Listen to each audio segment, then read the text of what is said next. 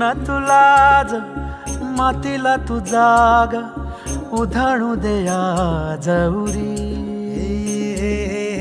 उजाडू दे आज साकड हे माग होऊ दे पहाट नवी. आता होऊन जाऊ दे साऱ्या जगाला पाहू दे पडू दे पाऊल जरी काट पाया खाली लाकड्याला येऊ दे पडू दे पाऊल. मोठी लढाई र लढू मातीसाठी र गड्या मनगटाचं जोर लावून.